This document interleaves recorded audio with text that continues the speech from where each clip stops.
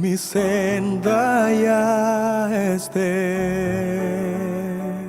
Oh, cúbrala un mar de aflicción.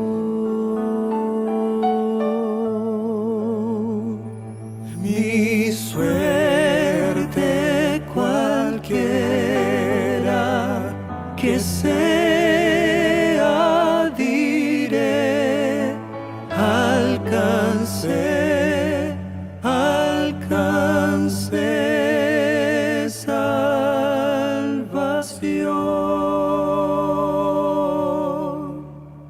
Alcancé.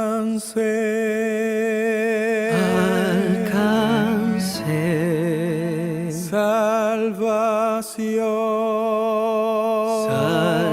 salvación, alcancé, alcancé salvación.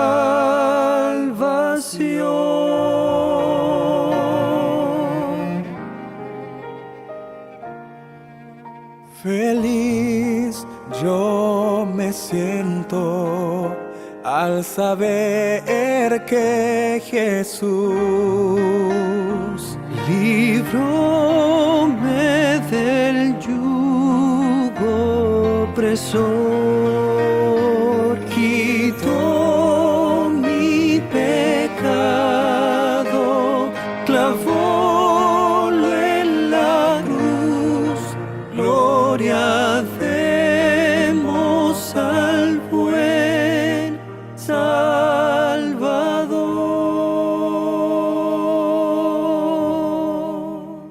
Alcancé, alcancé salvación, salvación, alcancé, alcancé salvación.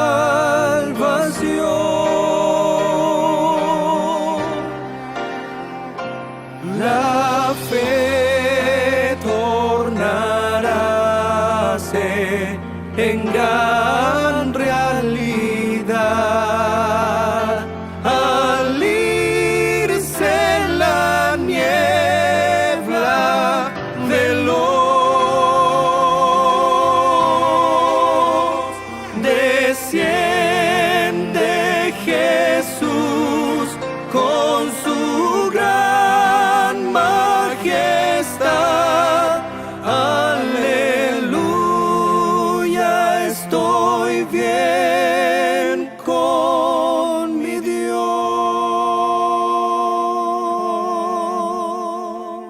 Alcancé, alcancé salvación, salvación, alcancé, alcancé salvación.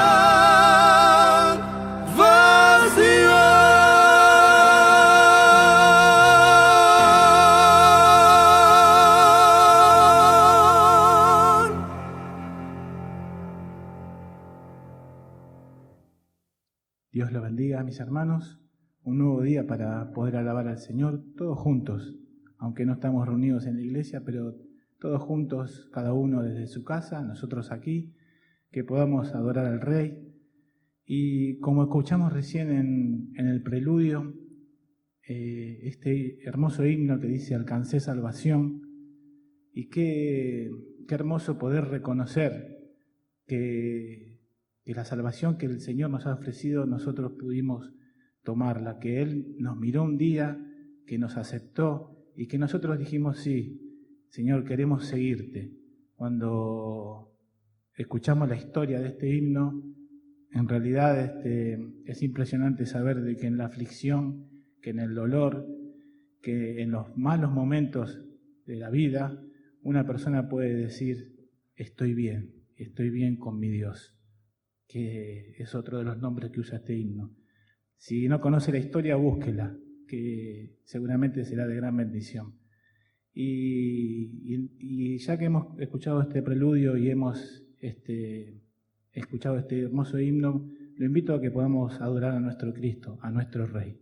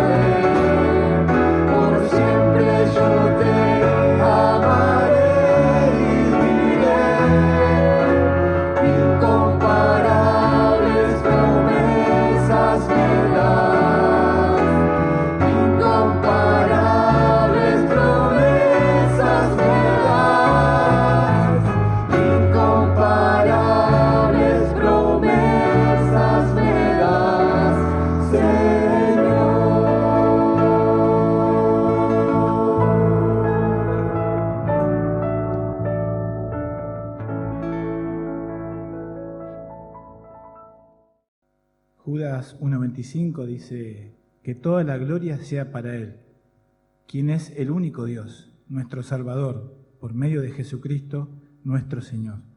Toda la gloria, la majestad, el poder y la autoridad le pertenecen a Él, desde antes de todos los tiempos, en el presente y por toda la eternidad. Alabemos al Señor con esta canción.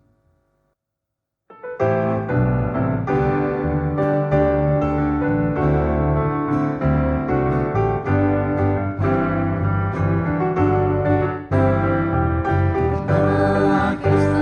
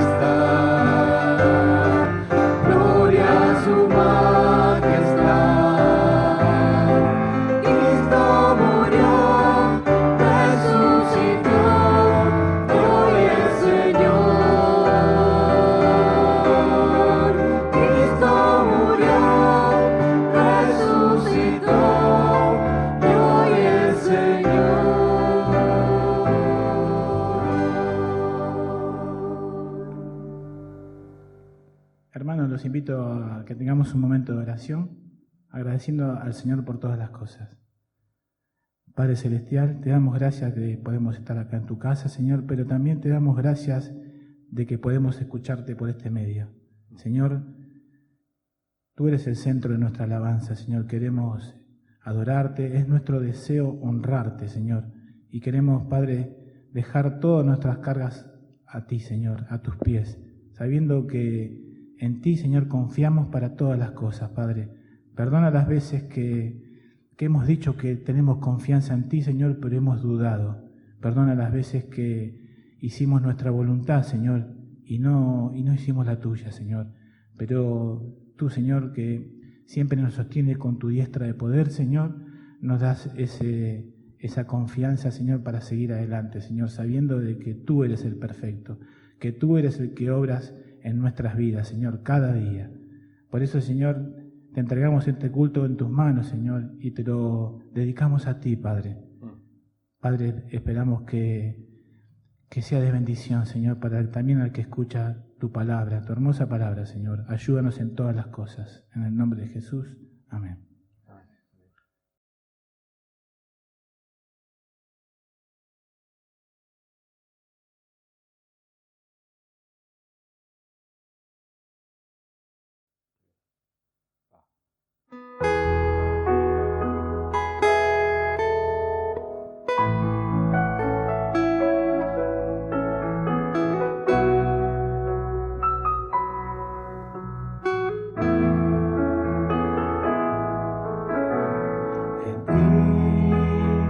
Confía mi corazón, en ti reposa mi alma, mi ser descansa en ti, puedo ser feliz. En ti confía mi corazón, en ti reposa mi alma, mi ser descansa en ti,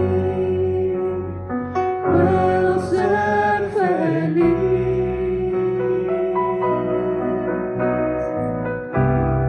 Porque sé que estás obrando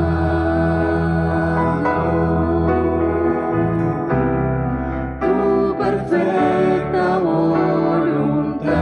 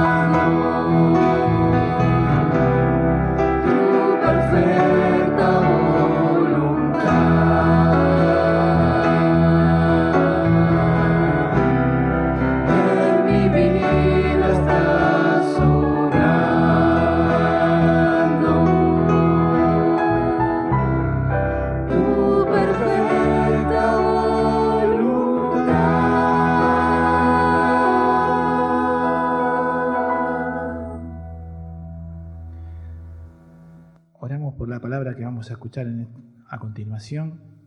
Y Padre, que enséñanos a hacer tu voluntad, que podamos cada día aprender un poco más de ti. Oremos. Señor, te damos gracias una vez más por poder alabarte, Señor, por poder honrarte a través de nuestras canciones, Señor, a través de este momento, Señor. Y reconocemos, Señor, que somos bendecidos a través de tu palabra, Señor. Y reconocemos también, Señor, que necesitamos escucharla, Señor, necesitamos estudiarla, necesitamos, Señor, que vayas trabajando en nosotros, Señor, y con ese espíritu humilde, Señor, quebrantado venimos a ti, Señor, y también pedimos, Señor, tu compañía y tu bendición para tu siervo que va a estar hoy diciendo lo que tú tienes preparado para cada uno de nosotros, Señor. Venimos así ante ti, Señor, y necesitamos, Señor, de ti. En tu nombre oramos. Amén. Amén. Buenos días a todos, que el Señor nos bendiga. Estamos en esta mañana a exactamente 2 semanas de la fecha en que prácticamente en todo el mundo se celebra la Pascua. Por ahí celebra no es la palabra que deberíamos usar, ¿no? Porque en gran parte de nuestra sociedad ya desde hace tiempo la Pascua ha pasado a ser un fin de semana largo para viajar, para descansar, pero aquello que ha pasado hace casi 2000 años atrás, ahí en el Monte Calvario, prácticamente para muchos ha dejado de tener sentido. Y juntamente con la Navidad, quizás, esos serían los 2 eventos que son trascendentales para la vida de la humanidad, a los cuales mayor atención deberíamos prestarle.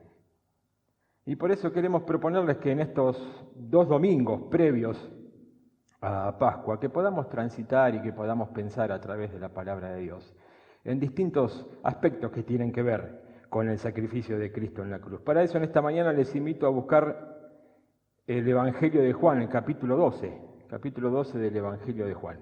A medida que vayamos leyendo, vamos a ver que el relato de Juan en el capítulo 12 parecería como que es una bisagra, ¿no? Que marca un cambio en el ministerio público del Señor. Ya desde el capítulo 1, ustedes recordarán que Juan viene diciendo que, presentando a un Cristo hecho hombre que se acerca a la humanidad, que se hace uno de nosotros para venir a redimirnos. A la vez presenta a un Cristo divino que nos revela la voluntad de Dios y que nos pone a nosotros al alcance de acercarnos a lo que Dios espera de nosotros. Ese Jesús, ese Logos, ese Verbo encarnado que estaba con Dios, que era Dios, que se hace hombre por amor a nosotros, es manifestado por Juan desde el principio. Él ya mismo en el versículo 4 del capítulo 1 dice: en él estaba la vida y la vida era la luz de la humanidad. El mismo Jesús en el capítulo 10, versículo 10, yo he venido para que tengan vida y vida en abundancia. En el capítulo 11, versículo 25, Jesús dice: yo soy la resurrección y la vida, el que cree en mí, aunque esté muerto, vivirá. En el capítulo 14, un poco más avanzando, Jesús dice: yo soy el camino, la verdad y la vida, nadie viene al Padre sino por mí. Este es el Jesús que Juan presenta. Un Jesús cercano, un Jesús que manifestaba su poder, un Jesús que hacía obras, que se acercaba a la humanidad, que manifestaba a través de las cosas que hacía, que Dios estaba obrando a través de él. Podemos recordar allí en el capítulo 2, cuando Jesús transforma el agua en vino en la boda de Caná. O en el capítulo 4, cuando sana al criado de un oficial, digamos un oficial real. O en el capítulo 5, cuando sana a un hombre que era paralítico. O en el 6, cuando alimenta a 5.000. O después en el mismo capítulo 6, cuando camina sobre las aguas. En el capítulo 9, cuando cura a un hombre que era ciego de nacimiento. En el capítulo 11, cuando resucita a Lázaro. Y así llegamos al capítulo 12.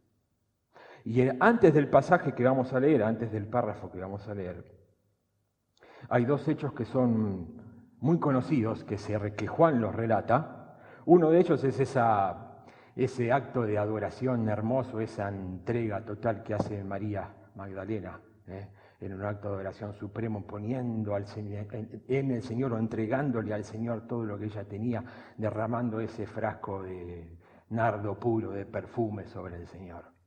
Y después, en segunda instancia, el capítulo 12 también relata lo que se conoce como la entrada triunfal, ¿no?, de Jesús en Jerusalén, hecho que está relatado también en los 3 evangelios sinópticos. Y así llegamos al versículo 20, que es lo que les invito a leer. Juan capítulo 12, versículos 20, vamos a leer hasta el 36. Dice: entre los que habían subido a adorar en la fiesta, había algunos griegos. Estos se acercaron a Felipe, que era de Betsaida de Galilea, y le pidieron: Señor, queremos ver a Jesús. Felipe fue a decírselo a Andrés, y ambos fueron a decírselo a Jesús. Ha llegado la hora de que el Hijo del Hombre sea glorificado, le dijo Jesús. Ciertamente les aseguro que si el grano de trigo no cae en tierra y muere, se queda solo, pero si muere, produce mucho fruto. El que se apega a su vida, la pierde. En cambio, el que aborrece su vida en este mundo, la conserva para vida eterna. Quien quiera servirme, debe seguirme, y donde yo esté, allí también estará mi siervo. A quien me sirva, mi Padre lo honrará. Ahora todo mi ser está angustiado. ¿Y acaso voy a decir: Padre, sálvame de esta hora difícil? Si precisamente para afrontarla he venido. Padre, glorifica tu nombre. Entonces se oyó una voz desde el cielo que decía: ya lo he glorificado y volveré a glorificarlo. La multitud que estaba allí y que oyó la voz decía que había sido un trueno, otros decían que un ángel le había hablado. Pero Jesús les dijo: esa voz no vino por mí, sino por ustedes. El juicio de este mundo ha llegado ya, y el príncipe de este mundo va a ser expulsado. Pero yo, cuando sea levantado de la tierra, atraeré a todos a mí mismo. Con esto daba a entender Jesús de qué manera iba a morir. De la ley hemos sabido, le respondió la gente, que el Cristo permanecerá para siempre. ¿Cómo pues dices que el Hijo del Hombre tiene que ser levantado? ¿Quién es ese Hijo del Hombre? Ustedes van a tener la luz solo por un poco más de tiempo, les dijo Jesús. Caminen mientras tienen la luz, antes de que los envuelvan las tinieblas. El que camina en tinieblas no sabe a dónde va. Mientras tienen la luz, crean en ella para que sean hijos de la luz. Cuando terminó Jesús de hablar, se fue y se escondió de ellos. Decíamos al principio que este capítulo marca una bisagra, un cambio en el ministerio del Señor, porque ya el Señor entra a transitar el camino o la senda que ya lo llevaría a la cruz. Si leyéramos el versículo anterior, el 19, dice que los fariseos ya se habían puesto de acuerdo en matar a Jesús, porque decían: miren, toda la gente lo sigue. Ya en párrafo antes también habían dicho que iban a matar no solo a Jesús, sino a Lázaro, porque por causa del milagro que Jesús había hecho en Lázaro, mucha gente dejaba de seguirlos a ellos y seguía a Jesús. Y Jesús lo primero que les dice, cuando estos griegos se presentan, que eran, podríamos decir que eran griegos, la Biblia los presenta como que habían venido a Jerusalén a adorar en la fiesta de la Pascua.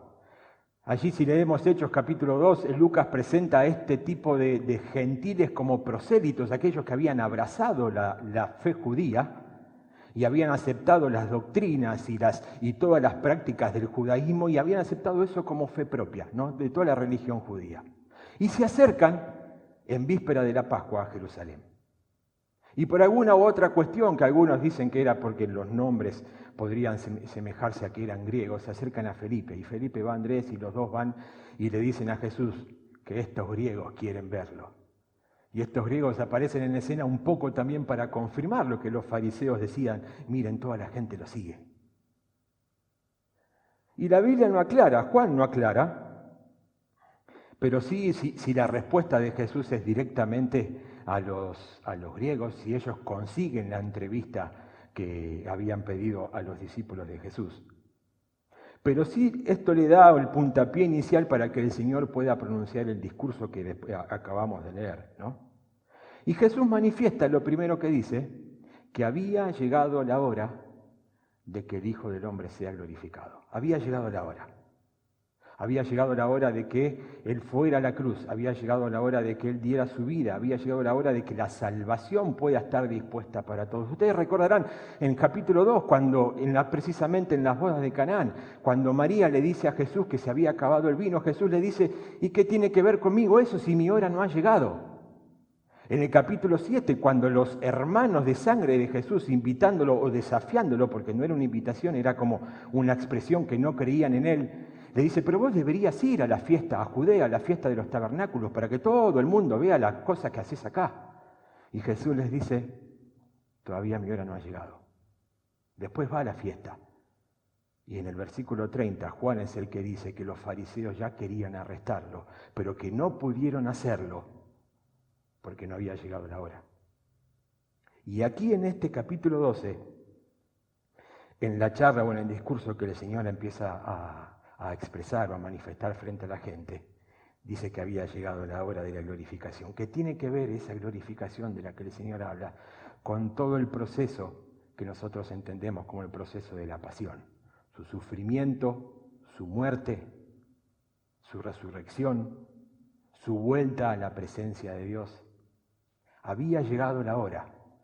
Y que estos griegos se hayan acercado a querer buscar a Jesús era una manifestación más de que esa hora había llegado. Como Pablo después expresa un poquito más adelante a los efesios, los que estaban sin Cristo, alejados de la ciudadanía de Israel, ajenos a los pactos de la promesa, sin Dios, sin esperanza en el mundo, para que ellos también puedan alcanzar la salvación, era necesario que esa hora llegue. Como después como Juan expresa, escribiendo el Apocalipsis capítulo 15, para que de todo linaje, pueblo, nación y lengua, sin distinción, pudieran tener acceso a la familia de Dios.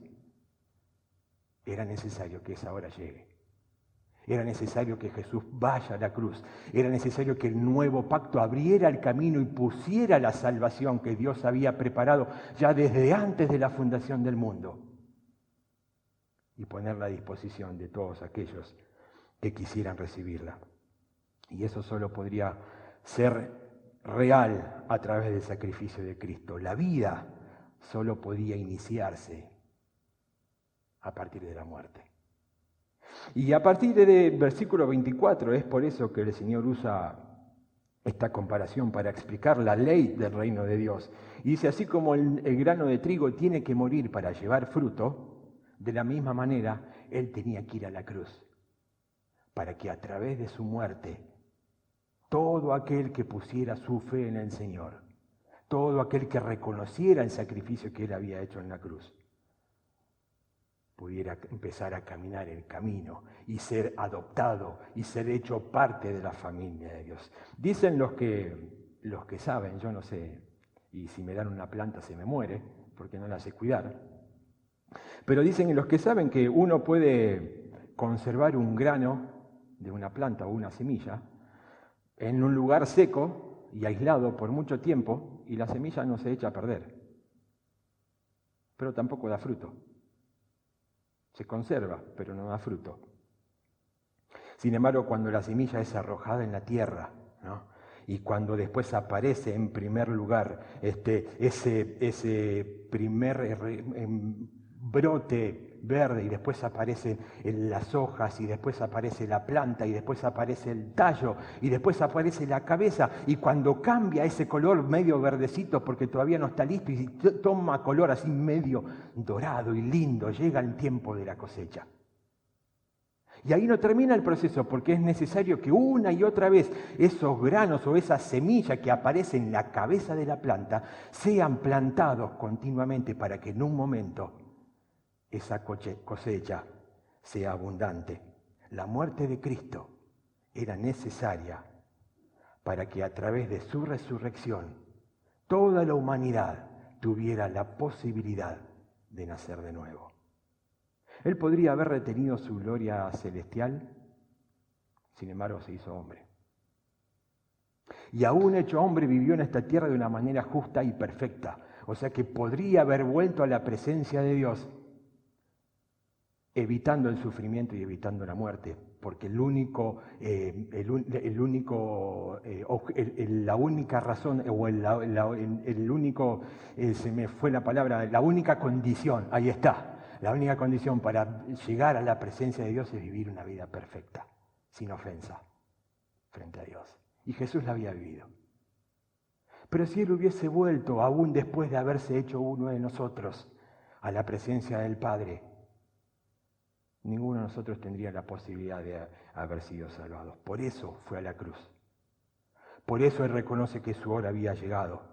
Por eso Él pone voluntariamente su vida para que la salvación alcance a todos por la fe. Se hizo obediente hasta la muerte y muerte de cruz, dice Pablo escribiendo a los Filipenses. Descendió a las partes más bajas de la tierra, también dice Pablo en Efesios capítulo 2, pero no como haciendo referencia a un lugar puntual que Jesús descendió, sino como en su perfecto amor. Desciende hasta las partes más profundas, donde puede estar aquel que dice, yo no puedo ser perdonado por Dios, yo no merezco el perdón de Dios, lo que hice no, ni siquiera Dios me puede perdonar. Hasta ahí desciende Cristo en su sacrificio. Y pone al alcance de todos, de cada uno de nosotros, de toda la raza humana, la posibilidad de acercarnos a Él y recibir el perdón y ser trasladados del reino de las tinieblas al reino de la luz, y ser adoptados como sus hijos y tener la esperanza bendita y la seguridad de la salvación eterna. Fue tratado como maldito, dice Pablo, escribiendo a los Gálatas, porque murió en una cruz de una manera humillante. Si el Señor hubiese vivido en esta tierra, pero no hubiese entregado su vida de manera voluntaria, probablemente, casi con seguridad podría decir, que lo que nos hubiésemos enterado de Él no cambiaría mucho de lo que podemos saber de cualquier otro dirigente religioso que pasó por la historia de la humanidad, ¿no? Y ahí podemos nombrar, sin faltarle respeto a nadie, pero podemos nombrar a personas como Russell, como Buda, como Mahoma, personas que han transitado por esta vida. Pero cuando llegó el tiempo, esa ley de muerte los llevó también a ellos.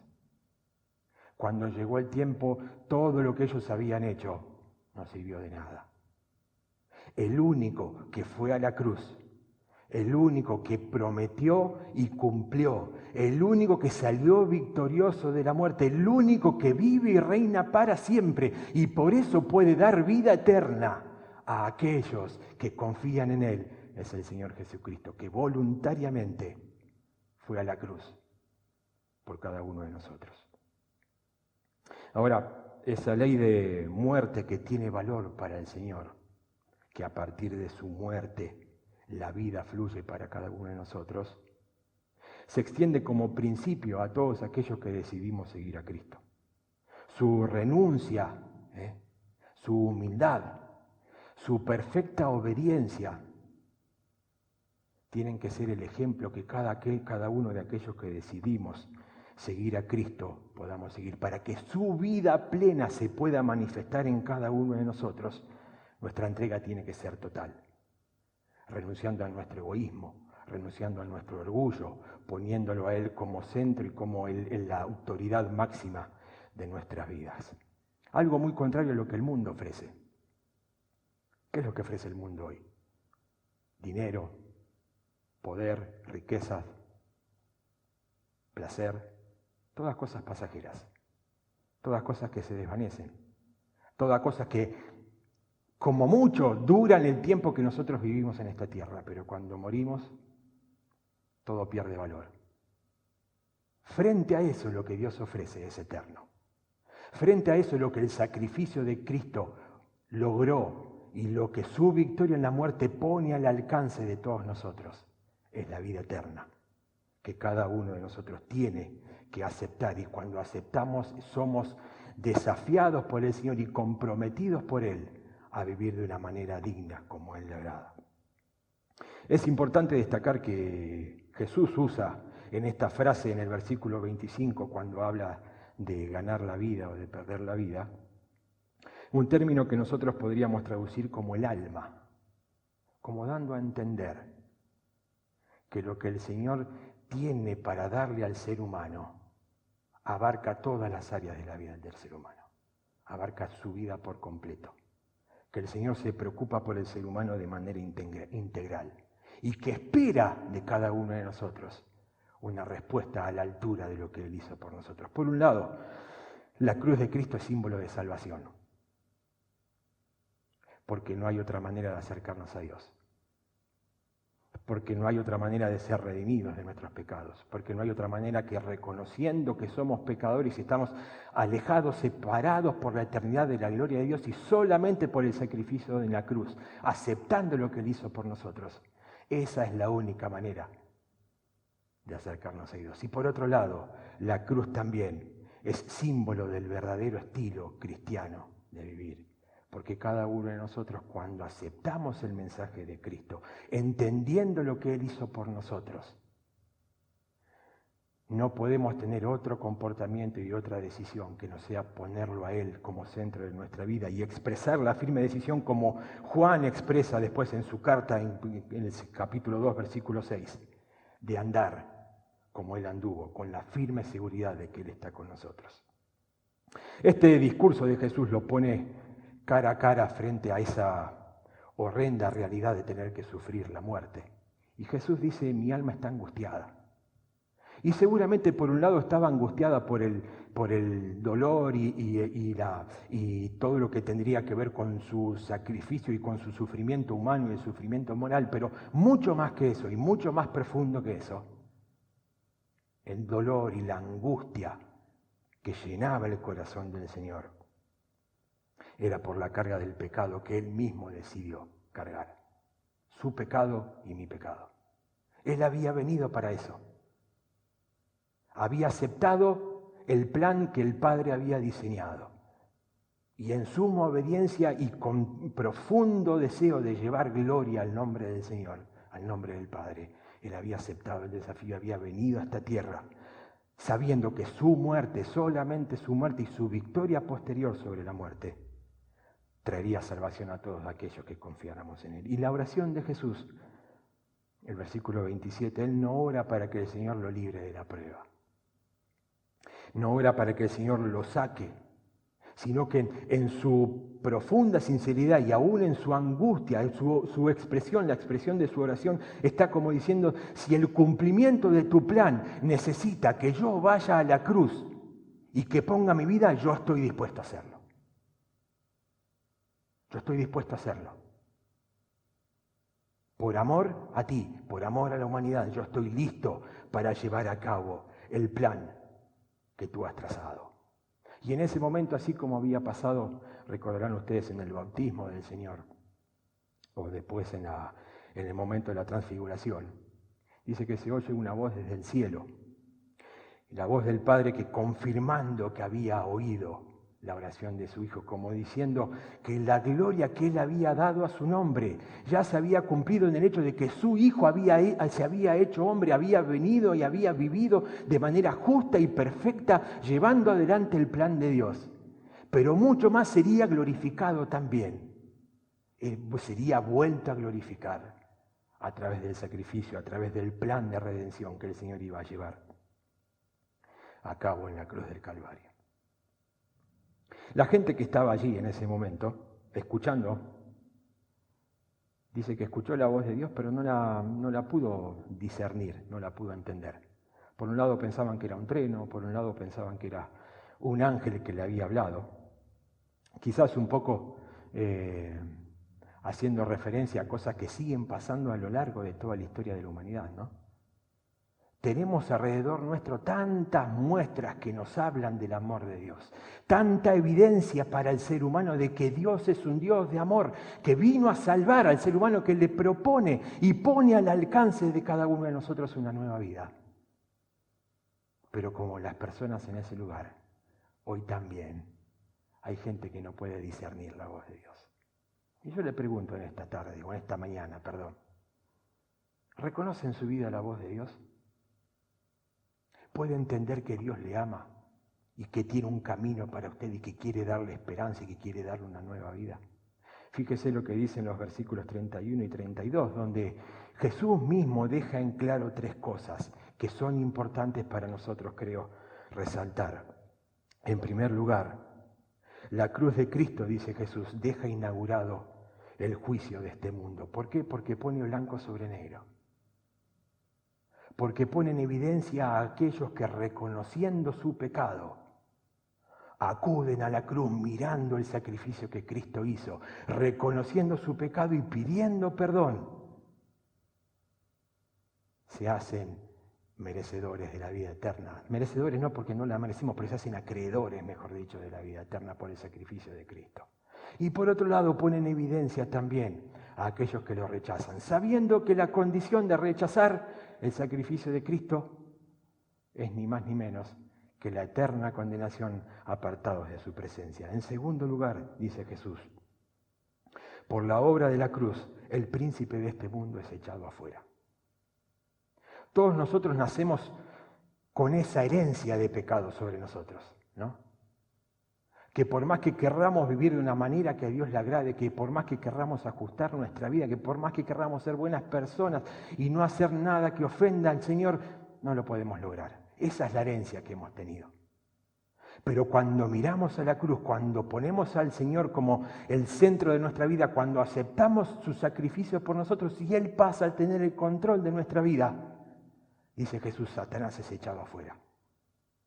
Ya no tiene autoridad sobre nosotros.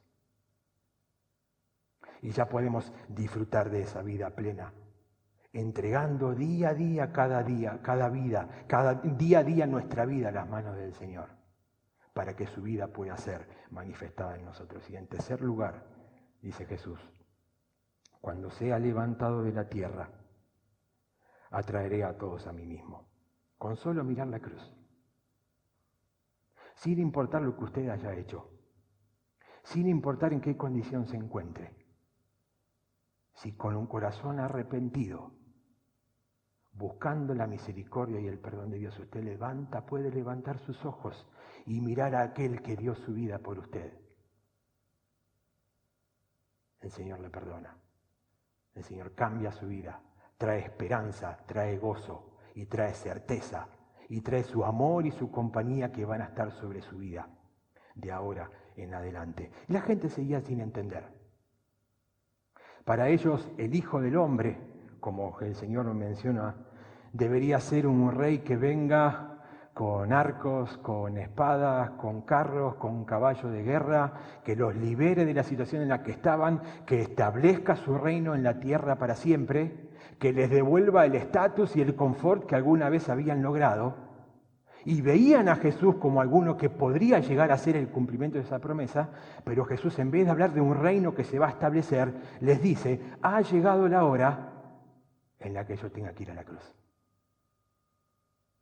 Y quizás el Señor, sin responder a esa inquietud de manera directa, pero sí les deja en claro el momento trascendental que estaban viviendo y que demandaba de ellos de alguna manera una decisión. Podían seguir envueltos en las tinieblas, podían seguir viviendo en la oscuridad, podrían seguir con su corazón duro y con su mente nublada, chocándose con la vida, llevándose las cosas por delante, por no querer reconocer que Jesús era la luz prometida, que Jesús era y es la esperanza hoy para el ser humano. O podrían, dice el Señor, mientras la luz está, ¿por qué no caminan hacia la luz? ¿Por qué no se acercan a la luz antes de que las tinieblas los envuelvan? Y esa misma decisión es la que a lo largo de toda la historia atraviesa a la humanidad. Ese mismo desafío es el mismo que cada uno de nosotros debe aceptar. Y debe, de alguna manera también es desafiado como el Señor ha desafiado a la gente a tomar una postura, a tomar una posición. Para aquellos que ya hemos creído en el Señor, aquellos que ya de alguna manera formamos parte de su iglesia, quizás acá en Ramos Mejía o en otro lugar, ¿se cumple en nosotros ese proceso, esa ley que el Señor dijo del grano que muere para dar vida? donde nuestro orgullo es dejado de lado, donde nuestra propia decisión y nuestra propia soberbia es dejada de lado y el Señor pasa a tener el control de nuestra vida. Nos hemos despojado de todo lo que nos aleja de Dios. Hemos muerto a nuestra vida sin Cristo. Y se evidencia en nosotros esa vida plena y abundante que el Señor vino a traer, o ese estilo viejo de vida que teníamos antes de conocer al Señor, por ahí está agonizando, pero lo mantenemos bien vivo con el respirador artificial. Y a veces se manifiesta y parece que está vivito y coleando, ¿no? Lo que el Señor hizo por nosotros nos ha llevado a entregarnos por completo, como María lo hizo, a entregar todo lo que tenía, a entregar nuestra vida por completo, para que el Señor la domine, para que el Señor la gobierne, para que Él la use, para que Él haga a través nuestro y en nosotros su perfecta voluntad. Y para aquellos quizás usted que está mirando este video y todavía no ha hecho a Cristo parte de su vida, sin importar en la condición en la que se encuentre, allí donde está, donde se encuentra usted en este momento, puede levantar sus ojos y mirar a esa cruz. Puede levantar sus ojos al cielo y decirle: Señor, yo reconozco que hasta ahora he manejado mi vida sin tenerte en cuenta. Y reconozco que voy por la vida, como decías vos, así en tinieblas, chocándome con la vida, llevándome las cosas por delante por mi propia soberbia, por mi propio orgullo, por haberte dado la espalda. Pero hoy decido darte el control de mi vida. Hoy reconozco que te necesito. Hoy te pido perdón y te pido que entres a formar parte principal, a ser el Señor de mi vida. Y no tenga la más mínima duda que si usted toma esa decisión, lo que el Señor promete va a ser una realidad en su vida. Que al acercarse un año más, este tiempo de Pascua, cada uno de nosotros podamos tomar esta firme decisión de poner al Señor como centro, de ponerlo en el primer lugar de nuestras vidas y que nuestra oración pueda ser la oración de Jesús. Señor, te pido que mi vida lleve gloria a tu nombre. Que esa sea la decisión que cada uno de nosotros tome. Les invito a orar y así terminamos. Padre, en el nombre de Jesús, en esta mañana nos acercamos a tu presencia, dándote gracias, Señor, porque aún siendo inmerecedores de tu amor, aún siendo inmerecedores de tu perdón, Señor, tú nos has mirado, has dado tu vida por nosotros, has sacrificado, Señor, tu más precioso, tu Hijo, Señor, que ha venido a esta tierra y ha muerto por nosotros y ha triunfado sobre la muerte, y su victoria es la que nos da a nosotros esperanza de eternidad. Te pedimos, Señor, que cada uno de nosotros pueda vivir de una manera que llevemos gloria a tu nombre. Que cada uno de nosotros podamos entregarte por completo el control de nuestra vida para que tu vida perfecta y plena pueda verse reflejada a través de nosotros. Oramos, Señor, también por aquellos quizás que todavía, como nosotros en algún momento, no te han podido dar el control de sus vidas. Señor, que al acercarse la Pascua de este año pueda ser un tiempo distinto, en el que podamos todos y cada uno comprender que te necesitamos, aceptar tu obra en la cruz, aceptar tu sacrificio por nosotros y hacerte el Señor de nuestra vida. Gracias, Señor, por lo que hiciste, por lo que haces y por lo que vas a hacer por nosotros también en el futuro. En el nombre de Jesús. Amén. Que el Señor nos bendiga. Y hemos escuchado su santa palabra y creo que ningún ser humano que se llame cristiano puede negar que en la cruz se consumó lo que Dios había hecho por nuestras vidas, por nosotros. Dice un pasaje conocido, Juan 3:16, que Él dio a su único Hijo por amor a nosotros, y dio su vida. No le fue quitada la vida por los romanos, por los jueces. Fue crucificado porque Él dio su vida por nosotros. Él se ofreció en santo sacrificio, un cordero perfecto, sin manchas. Cantemos al Señor con esta canción que habla de un poder en la cruz y que podamos mirar a la cruz con fe, reconociendo de que esa muerte nos hizo justos, no nos hizo justos, nos declaró justo Dios a través de Cristo. Somos injustos, el fin de nuestros pecados era la muerte y como dice su palabra, Él llevó cautiva a la cautividad, Él quitó esa cárcel que teníamos nosotros. Nuestro destino era morir por nuestros pecados. Y cuando alguien nos dice, tú pecaste, el Señor Cristo se pone delante y dice, yo ya pagué por Él. Cantemos esta alabanza.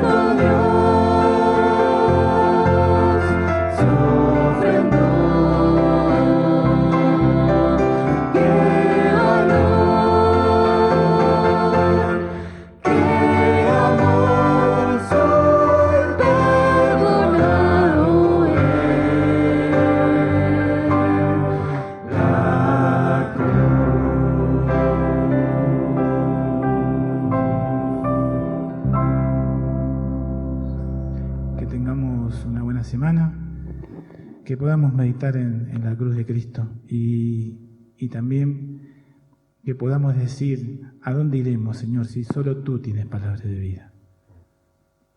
Que estén en paz.